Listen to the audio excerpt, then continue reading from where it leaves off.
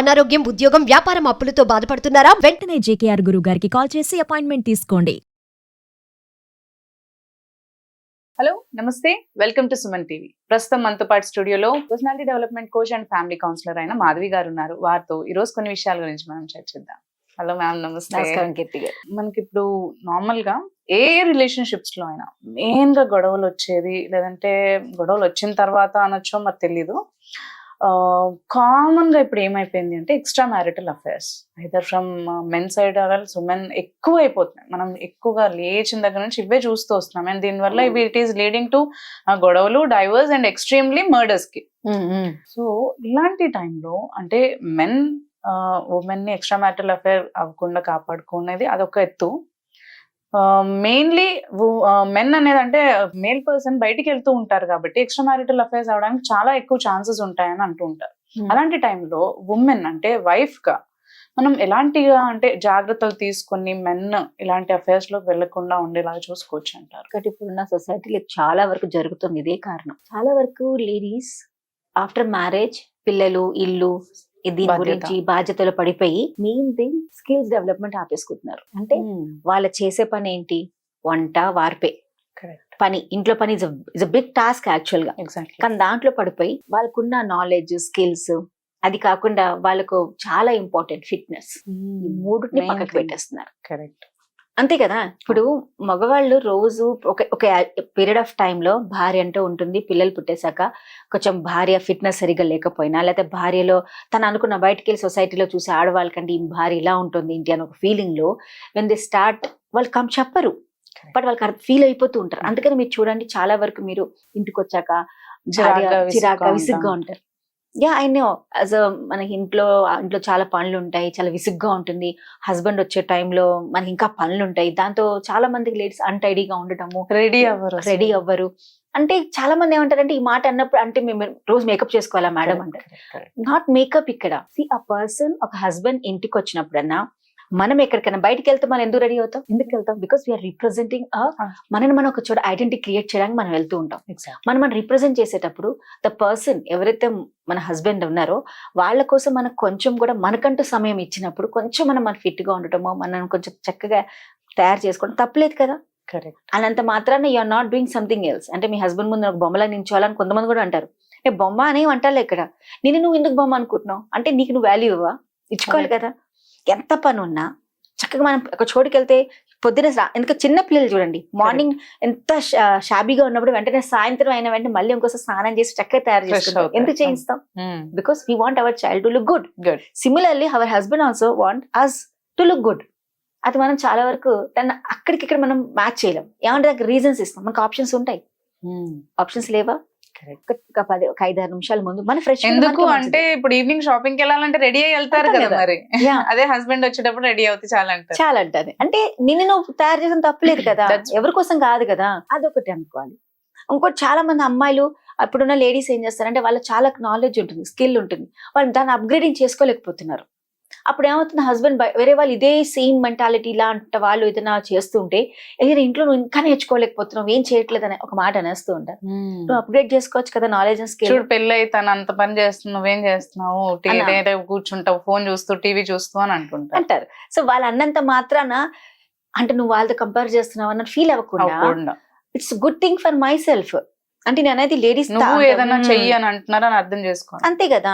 So వాళ్ళ comparison కాదు, compare చేశారు. అది అతని ఆలోచన అంతే ఉంచుకోండి. ఈజ్ వెరీ తక్కువగా ఆలోచిస్తున్నాడు అనుకోండి, కానీ ఈజ్ టెలింగ్ మీకు మంచి మాట చెప్పారు కదా. Why can't I increase my knowledge? నా స్కిల్ నేను డెవలప్ చేసుకోవడం బెటరే కదా. నాకు ఈ పని వచ్చు, ఇంకా చేయొచ్చు కదా. సో అందుకని అంటే మగవాళ్ళకి ఒక అట్రాక్షన్ ఉంటుంది, ఒక పీరియడ్ ఆఫ్ టైం ఉంటుంది వాళ్ళకి కూడా. ఇంటికి అఫీషియల్ ఇద్దరు వర్కింగ్ ఉమెన్ అనుకోండి, ఇద్దరు వర్కింగ్ పర్సన్స్ అనుకోండి, ఇద్దరు ఇంటికి వస్తారు, ఇద్దరు చికాకులో విసుగులోనే వస్తారు, కాదంటలేదు నేను. బట్ బిఫోర్ దాట్ అసలు వాళ్ళిద్దరిలో కమ్యూనికేషన్, ఒక టైం, ఒక్క రోజు ఫ్యామిలీలో 1 day, that is called family day అని పెట్టుకుంటూ వీక్లీ వన్స్ అని ఇద్దరు కలిసి బయటకు వెళ్ళచ్చు. ఎంత వర్కింగ్ అయినా Sunday will be free for you. ఇంట్లో పని చేసుకుంటా కాదు, కానీ ఒక్క టైం నీకు ఒక టైం స్పెండ్ చేసుకుంటే ఇలాంటివి చాలా తగ్గుతాయి. మనం మీ టైం ఇవ్వట్లేదు, ఎక్కువ టైం ఇవ్వద్దు. ఎందుకంటే ఎక్కువ టైం ఇచ్చినా కూడా గొడవలు అయితే ఉన్న సమయంలో అయినా హ్యాపీగా ఒక 3 hours go and have a lunch or a dinner or go to fun some temple. ఆర్ ఏదైనా మీ ఫ్యామిలీ వాళ్ళ ఇంటికి వెళ్ళరండి, లేకపోతే ఇద్దరు కలిసి ఒక లాంగ్ డ్రైవ్ కి వెళ్ళరండి. Can't be do that? ఎప్పుడన్నా అంటే కొంతమంది ఆడవాళ్ళు కంప్లైంట్ చేస్తారు, మేము అడుగుతామండి వాళ్ళు తీసుకెళ్ళరు, లేదంటే వాళ్ళు ఎప్పుడు చూసినా ఫ్రెండ్స్ తోటో లేదంటే బయట వాళ్ళతో ఎక్కువ స్పెండ్ చేయడానికి చూస్తూ ఉంటారు, మాతో స్పెండ్ చేయరు అని అంటారు. అట్లాంటప్పుడు ఏం చేయొచ్చు? ఇలాంటివి జరుగుతాయి, కాదంటలేదు. ఇప్పుడు ఏం చేయాలి, ఎందుకు వెళ్తున్నారో తెలుసుకోవాలి. What is the reason why they are going out? Okay, parties కి ఎందుకు వెళ్తున్నారు? బికాస్ ఈమెకి ఇష్టం లేదు. సో అలా అని చెప్పేసి ఈమెకు పార్టీకి వెళ్ళమని నేను చెప్పట్లేదు, చెప్పొచ్చు నాకు పార్టీ ఇంట్రెస్ట్ లేదు, మన ఇద్దరం కలిసి ఇంకెక్కడికైనా వెళ్దాం, ప్లాన్ చేద్దాం. 2-3 సార్లు అడగండి, 3 సార్లు ఆయన వింటే విన్నారు, but you be going on asking him. తప్పేముంది కదా? ఒక వ్యక్తికి మీరు 100 సార్లు 99 సార్లు చెప్పినా ఒక్కసారి చెప్పినా కూడా ఏమో మళ్ళీ ఒప్పుకోవచ్చు కదా. అరే నన్ను ఇన్ని సార్లు అడుగుతుంది కదా, తీసుకెళ్తే అయిపోతుంది కదా. మనిషి వాడు ఎప్పుడన్నా మారుతాడండి. కరెక్ట్. మనం చేసే పనిలో ఉంటుంది. ఎక్కడికైనా వెళ్ళేటప్పుడు నేను కూడా వస్తాను, లేకపోతే నేను కూడా రెడీ అవుతాను, ఆయన కావాల్సినట్టుగా రెడీ అవ్వడం, ఇది కొంచెం మనం కొంచెం మార్చుకుంటే. వై? బికాస్ ఇలాంటి మెన్ ఏంటంటే, అంటే ఎక్స్ట్రా మ్యారిటల్ అఫైర్స్ అవ్వడానికి కూడా మెన్ ఏంటంటే ఇంట్లో వాళ్ళు మూవీకి అడిగితే తీసుకెళ్లరు, బయట ఎవరైనా కొలీగ్స్ ఆర్ ఫ్రెండ్స్ మూవీకి వెళ్దాం అంటే వెళ్ళిపోతారు వెంటనే. That happens every time. Very good. Yeah. So how to manage that అంటే యాక్చువల్లీ ప్రాబ్లం ఎక్కడే వస్తుంది అంటే ఇది ఒక కథ అనుకోవాలి, అంటే మన స్టోరీ అనుకుంటాం. ఇప్పుడు మీరు అన్నారు, భార్య అంటుంది మీరు వేరే వాళ్ళు అన్నప్పుడు తీసుకెళ్తా, నువ్వు మీరు అంటాం మానేసే నా మాట అయిపోయి. See when you're going on complaining to the person, అదే పని అతను చేస్తూ ఉంటాడు.